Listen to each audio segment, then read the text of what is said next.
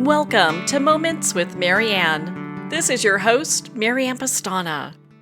And we're here today with special guest, David Parker, who's here to share with us his two new books, Income and Wealth, and A San Francisco Conservative. So David Parker began his career in education at the age of 24 and served students of San Francisco's inner-city public elementary schools for 40 years as a music teacher, followed by 10 years as a volunteer.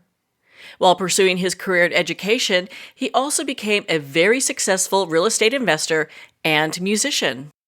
David spent 20 years as a member of the Berkeley Symphony Orchestra and 15 years as the leader of the David Parker Sextet, which was headlined in San Francisco's Fillmore Jazz Festival. So let's welcome to the show, David Parker. Thank you. Glad to be here. Well, what an honor it is to have you here and to talk about these two books. And I've got to ask you, okay, let's start with A San Francisco Conservative. What inspired you to write that? Well, it's a great name, I think. I'm branding myself. Obviously, there's a little tongue-in-cheek there. I'm from San Francisco, born and raised here. I can't be that conservative. I'm what's called a classical liberal. That means I know about economics and I know about business. So I know you just can't spend money and borrow money and try to solve problems. So the founding fathers, in my opinion, got it right. They really gave a lot of thought to what happened in 5th century Athens, 1st century Greece, 18th century Age of Enlightenment. That was their period. They pulled the best minds and they produced a one-page document, our Constitution. In Europe, it's the Maastricht Agreement, 254 pages. Nobody reads it. Nobody understands it. But we understand our Constitution. It's just one page, like the Ten Commandments, one page. And I'm just warning the world that to be careful about spending so much money trying to solve economic and social problems. They're all personal, and the government can't solve your problems. That's the only way. That's the only area in which I'm really conservative. Otherwise, socially and politically, I'm very liberal. Well, I just was so impressed with your book, and to have a book like that that's really available for all people. But I think a lot of people are truly concerned about overspending and where this money is coming from, because we can't really, we could go out on trees, but eventually someone's got to pay. Well, I have one thing to say on that. The rich and the poor in this country are like brothers. We love each other because neither one are paying taxes. The middle class is paying for everything. You cannot tax the rich. They all read Robin Hood when they were children. They know you're coming, and their accountants know you're coming. Even if the rich want to be liberal and pay, their accountants won't let it happen. It's set up so they always show no income. They just keep borrowing against their assets. And if they think the government's coming after them, they put the money offshore. You can't tax the rich. So the nation should stop thinking in those terms and realize they're paying for it. And if you get a few bucks from the rich, they're going to pass it on in terms of raising the price of their products, whatever they're selling. You can't. So stop doing that. And then if the debt gets too high, my third book is coming out in about 2 weeks. It's called Rome 476. That's when Western civilization crashed. The Roman military was the strongest in the world. The Huns came in with sledgehammers, not with swords. And the Roman soldiers didn't lift a finger. And Rome was reduced to dust. Famous moment in world history. And why did the Roman military not lift a finger? They hadn't been paid. And they hadn't been paid because all tax revenue, and there was a lot of tax revenue, went to pay interest on the debt. Nothing was left for any service. That's how close we are in the U.S.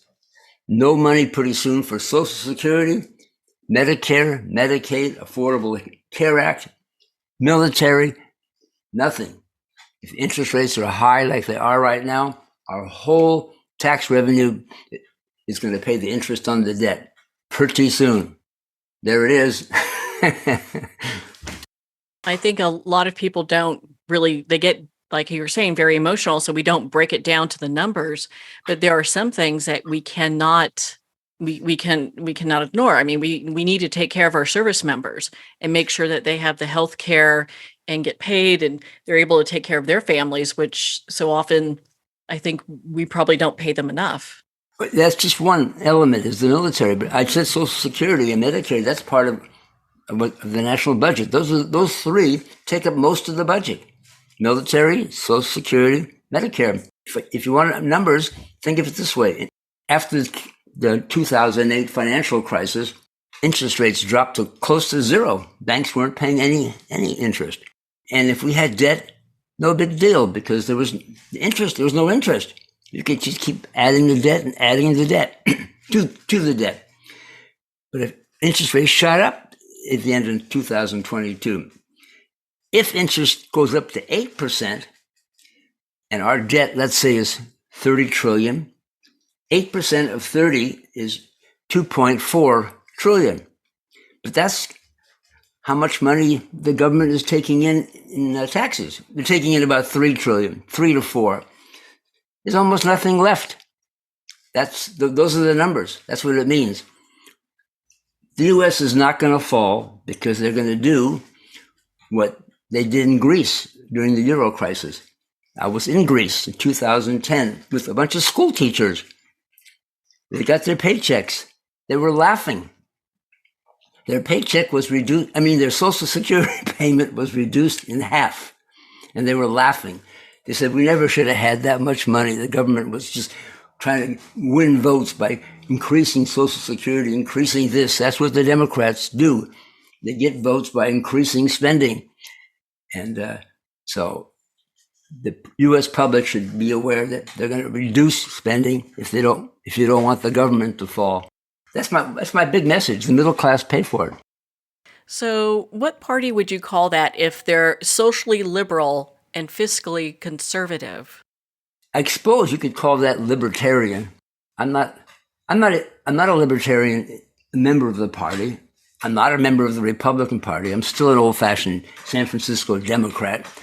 But that's what it is. A classical liberal is kind of a libertarian, and they're liberal for social, political, and conservative for money, fiscal policy. In France, the word liberal means conservative. If you're on the left, you're called left, or you're called right. But the word liberal means classical liberal. It means the old-fashioned founding fathers liberal. But we don't spend more than we've taken in. Oh, isn't that the truth? That's basic math right there. Yeah, basic math. Basic math. You place a high value on freedom, economic freedom, and political freedom. Would you say that society must incorporate a few universal values as well? Government has one purpose, at least from the point of view of the founding fathers, who I think got it correct. It's a neutral third party to protect life, liberty, and property. It's right out of our Declaration of Independence. You could have the market can do everything. The market can provide military protection. In Afghanistan, there was no government. We had private contractors, and the Taliban themselves were like private contractors. They weren't part of the government, the Taliban, and they defeated us. The market can do everything, but we may not want the market to do everything.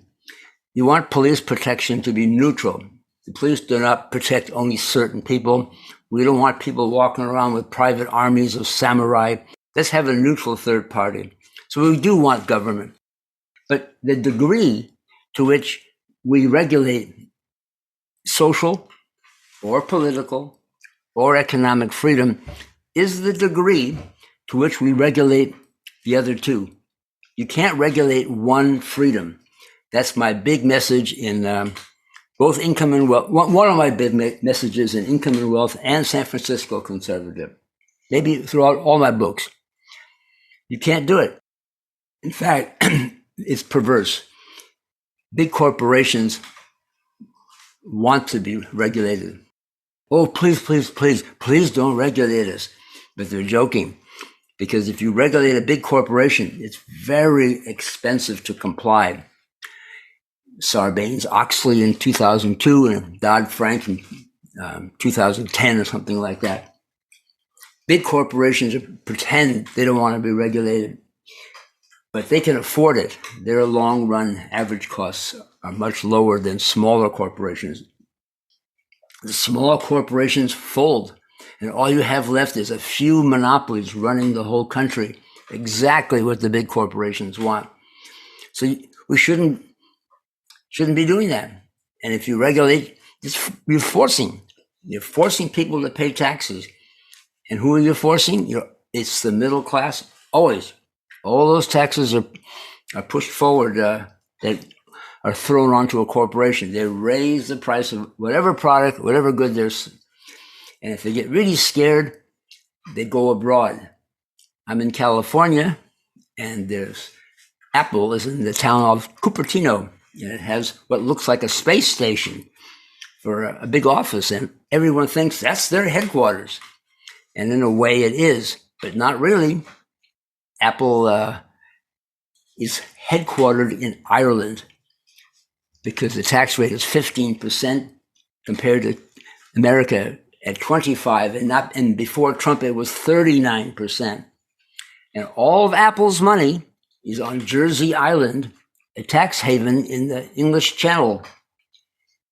That's just one example, but that's how it works. It's all an illusion. You can't tax, and if you tax, it's by force. It's very un-American all around. That's the classical argument. Well, you just blew my mind with that. And here I always thought it was, and I had no idea. I knew that they had offices in Ireland, but I didn't realize it was that office. Oh, yeah. Oh, it's my probably goodness. some little back alley in Skid Row is where Apple is actually really located. Next to a pub, right? Yeah, next to a pub, right. Exactly. Well, and so you often hear about different political leaders, progressives, that say that we should tax the rich. Is that something that having people who are more fluent in kind of contribute more, would that help, or is that just a no start? It can't. It's a no start because it can't be done. That Congresswoman, I believe from New York, Cortez, Alexandra, something like that. Last year, at the opening of the Metropolitan Museum of Art, she wore a designer dress. I'm not sure where she got the money for that. And on the back of that dress was written in blood or pretend blood, tax the rich. And that's a joke. You can't tax the rich. How are you gonna get it? You're gonna come to their house and just take it? That's what Che Guevara in Cuba did in 1959. You can't tax the rich. Just take it. Just take their property. And anybody who objects, kill them. Che Guevara personally killed hundreds of people by putting a pistol to their temple. Turn over your property, your life savings, everything you've worked for, because we're going to spread it around to the whole country to be a little more fair. And they said no, and he just shot them. That's the only way you can get it. So stop talking that way. All the rich have to do is take their income-producing assets that maybe are showing huge income and borrow against them. Put a huge loan on them, take all that money and put it in a tax haven in Switzerland or in the Cayman Islands or Jersey Island, and then you show zero income. The rich always show zero income. You can't get it. You can only take it from them, and you might have to shoot them to get it. So stop talking that way. I think Jeff Bezos hasn't paid tax in 23 years. Not that the rich, it's not as if they pay zero. They pay something, but to be fair, everybody should pay at the same rate. In the Middle Ages, the church, the Catholic Church, had what's called a tithe, or tithe, I'm not sure they pronounce that. Everybody paid 10%. They didn't ask you, how your business did that year. They didn't ask you how much money you had. You pay 10% to the church, and the church will do some goodwill, and that's it. Fair is fair. We all pay at the same rate. We don't just point to somebody, oh, you got an expensive suit, you're going to pay 15%. You can't run a country that way. Some people arbitrarily saying some people are going to pay more. I think that would be difficult to manage, to say, oh, we're going to have some people pay more and some, than others. But that's called progressive taxation. That's what we have. And a sales tax is regressive. Everybody, rich or poor, pays 5, 6, 8% on any item they buy in states that have a sales tax. That's regressive, but that's fair in one sense. Everybody's paying the same. The clerk at a store doesn't say, well, what's your income? We're going to charge you 15% sales tax. That's an impossibility, and it's an intrusion of privacy. And if you enforce it, you're forcing it by force. And there you go. You're limiting social freedom, economic freedom. That's my message. Regulate one, you regulate all three. Well, I can understand why they say you're the author with 150 years of experience. It sounds like you just have this down and it makes sense. Yeah, that's true. I literally have 150 years experience. Except those 150, all 4 careers, simultaneous, but not 40 hours a week in each career. That's impossible. But I worked very smart.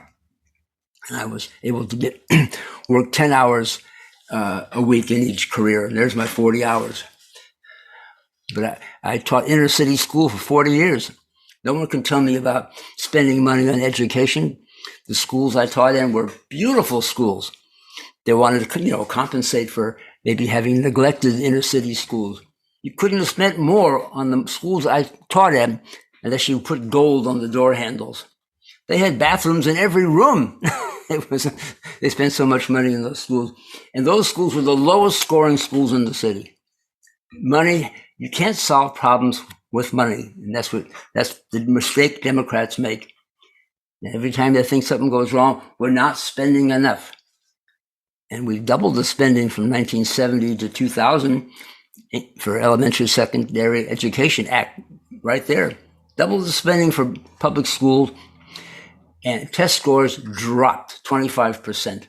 You can look at a graph, it's going up for money and going down for test scores. It's almost proof positive that money is not the solution. In fact, it's the cause.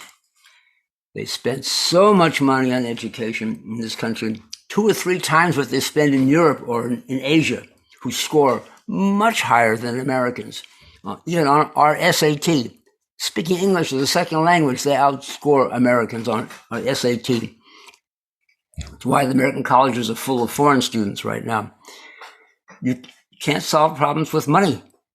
If you're a student, you got to study. You don't have to have a gold-lined textbook. It can be leather-lined. You still have to do the work, right? you're just looking for an excuse, or politically running for office by saying, I'm going to spend more money than you, so vote for me. What would you say is some of the major difference between your 2 books, Income and Wealth and A San Francisco Conservative? What are the messages each book has to share? Well, Income and Wealth started off a little bit as a memoir, even like from my own kids. Dad, how did you make so much money? But the theme was that income and wealth are 2 separate ideas. Your income is what you make from whatever salary you're getting, or whatever commission you're getting, or however you're earning money. And wealth is completely different. That's investment in assets. And I give almost an Excel sheet example for an employee at McDonald's at minimum wage. I say, here's exactly how you can become financially independent at that wage in 10 years.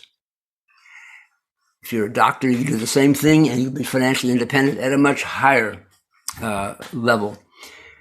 You invest half of your gross salary in with leverage in an income-producing asset. Just go buy the house next door. Every year for 10 years. Next year, buy the house next door. Next year, buy the corner grocery. Next year, buy a fleet of trucks. Some income-producing asset you feel comfortable with. I'm in San Francisco. There's no houses less than $1 million, so do it with your spouse. Get a childhood friend. Buy a third of a house. No excuse. At the end of 10 years, you'll be financially independent. That's theme number one of income and wealth, and that the laws of money and economics are timeless, and you can't go around them.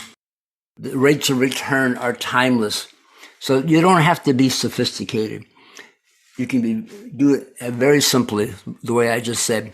And the other message of income and wealth is that is like the San Francisco conservative message: don't ask government to solve your personal problems. You can't. Stop spending money, stop taxing. Let's reduce the tax rate down to 5 or 10%. This nation had zero income tax until 1913. Then it started with 1%, and the nation was furious. You can't do that. 1%? Who do you think you are? And now it's 40 or 50%. And costs just get passed on. We went the wrong direction. 1933 forward. They should reverse most of those laws. Not laws about civil rights. I'm a civil rights activist from the 60s myself. But they should reverse regulating people's lives and taxing people. And just regulate and stop the whole idea of try to solve problems try to stop solving economic problems through the political process. Stop running for office saying, vote for me and I'll spend more money and I'll solve the problems. Money up, problems up. Not the other way. It doesn't go the other way. Not the other way. The war on poverty, you got me talking now. The war on poverty, Lyndon Johnson said in 1964, during the Vietnam War, when we already have a deficit, it was unconscionable that a nation as rich as the U.S. would tolerate a 15% poverty rate. We're going to end this once and for all. We're going to call it the war on poverty. It's the needle, according to the U.S. Census Bureau, shows that poverty rate didn't budge. Poverty is 15%. Now, 15%. 10 years ago, 15% at the day Johnson declared the war on poverty. It moved, on average, 15%. Some years 13, some years 17. Today it's a tiny bit lower because the economy is so hot. One little recession, it'll bounce the other way real quick. On average, it hasn't moved. The cost of the war on poverty, $23 trillion. 3 times the cost of all wars America ever fought since the Revolution. Oh, wow. Through the World War II. And 3 times more and 0 to show for it. 0. You know, they have a Head Start program. That's get kids started when they're 2 years old. And yes, those kids enter kindergarten and do a little better than they would otherwise. But the statistics are clear. By the time they reach the 4th grade, they're exactly at the same level as all the other 4th graders. It was a complete waste, unless you value the life of a child to the ages of kindergarten and 3rd grade. Otherwise, by the 4th grade, he's where he is. They're all equal. Waste. The money for education 3 times any other country. Test scores are half Europe and Asia. Silicon Valley, where I live nearby, I'm in San Francisco, the San Jose Mercury News said, and it says every year, 71% of Silicon Valley is foreign-born. They can't get Americans. We are so uneducated, so badly educated, I should say. that they pushed Donald Trump when he was president to ease up on his immigration policy. We'll have no employees in Silicon Valley. And so he did. We're not hiring Americans. They are not prepared for science, for engineering, for math, for technology. They can't do the work. They can't program. We need foreign students. That's pathetic.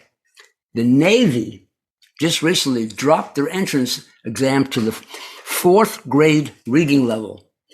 They couldn't get applicants to pass. That is the level that most American high school students graduate at, 4th grade. Do you think that we have enough time within our society to turn this around? Maybe not, because people need to hear what I'm saying and go, whoa, blows my mind. We better get our act together.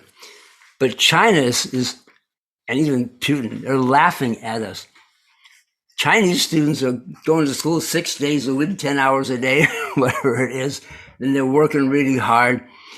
And they don't care about freedom. All they care about is making money and being with their family. That's Chinese culture. So unless we get our act together, they're going to dominate the economy. They're going to control the economy. They don't have to come here and physically occupy the nation, but that wouldn't be difficult either. All they have to do is send 1 million troops over, stand at every intersection of every city and say, everybody stay in place. Curfew for life. With 4 guys with machine guns at the corner of every block. Easy. It's not going to happen. But I'm trying to scare the nation a little bit. America's on the way out.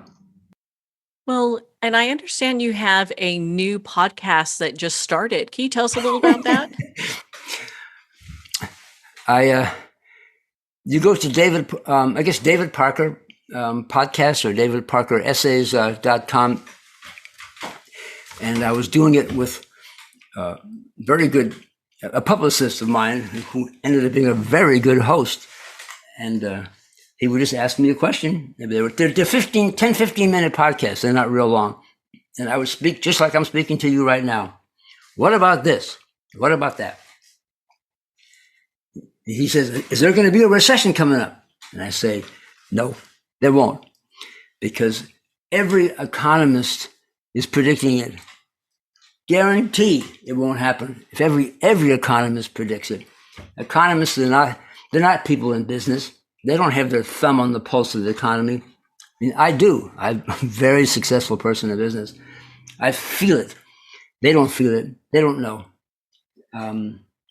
That's good news for the world. Go out and buy some property. Buy an office building. Well, David, thank you so much for taking the time to be on the show with us here today. Yeah, it was fun. Well, thank you, David. It's been such an honor to spend this time with you and to talk about your 2 new books, Income and Wealth and A San Francisco Conservative. If you'd like to connect with David, you can on his website, davidparkeressays.com. Both books we talked about today are available at Amazon, Barnes & Noble, and all indie retailers. And remember, support our indie bookstores. If you don't see it on the shelf, just ask for them to order it. Please note, the views and opinions expressed on the Moments with Marianne radio show on KMET 1490 AM and 98.1 FM, an ABC Talk News radio affiliate, are those of the guest and do not reflect or represent the show, host, station, network, sponsors, or partners. References to any specific product or entity does not constitute an endorsement or recommendation. The views expressed by guests are their own, and their appearance on the show does not imply an endorsement of them, their books, products, or any entity they represent. In no event shall Marianne Pastana, Moments with Marianne radio show, KMET 1490 AM and 98.1 FM, an ABC Talk News radio affiliate, be liable for any direct, indirect, incidental, special, or punitive damages or lost profits arising out of or in any way connected with the use of our programs. The show is for entertainment purposes only. On that note, we're going to pause here for a quick break, and we'll be right back after these messages.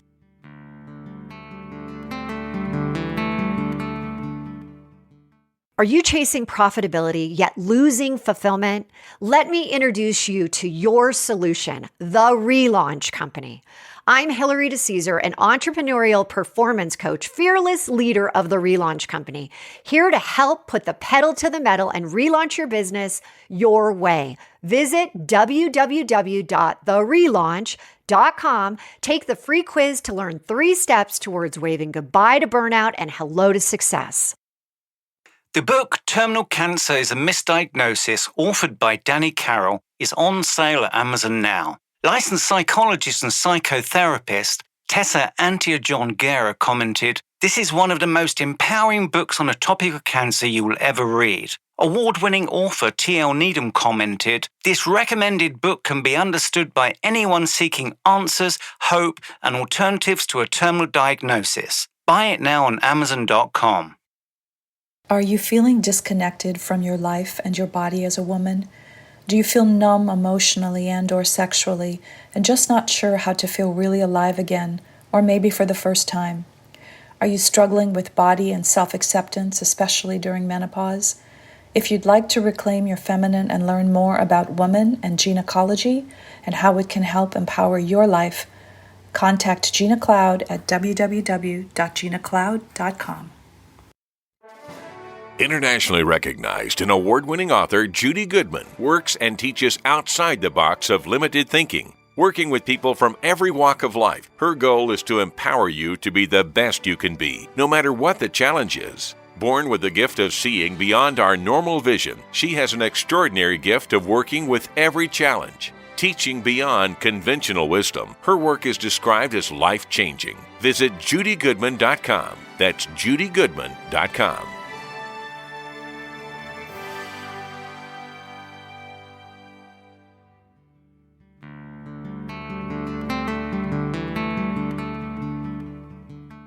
I'd like to thank Jason Eastwood at Guitarfulness for sharing his inspiring music and talent with us.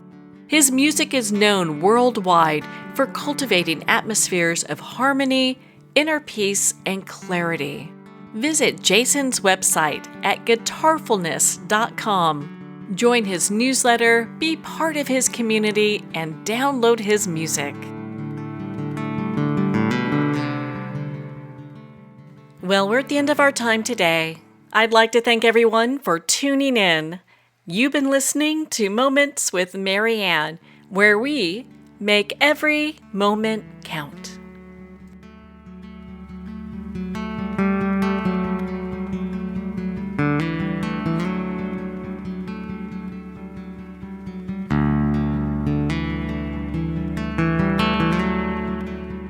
In a single moment, your life can change. Moments with Marianne is a transformative hour that covers an endless array of topics with the best of the best. Her guests are leaders in their fields, ranging from inspirational authors, top industry leaders, and business and spiritual entrepreneurs. Each guest is gifted and a true visionary, a recognized leader in her own work, and while teaching others to develop, refocus, and grow, Marianne will bring the best guest and sometimes a special surprise. Don't miss this. You never know just which moment will change your life forever.